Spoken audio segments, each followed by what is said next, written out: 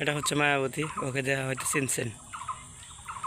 2বার insemination করার পরে 100% insemination করার পরেও ব্যর্থ হয়েছি। ব্যর্থ হওয়ার পরে আইলাম আমার পাশের গ্রামে ডাক্তার বাড়ি।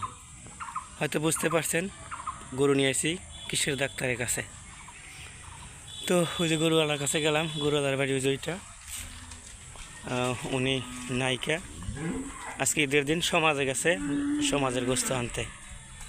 তো যাই হোক, এই ফাঁকে আমি ভাবলাম যে এনার ডাক্তারগুলা পরিচিত করে দিই।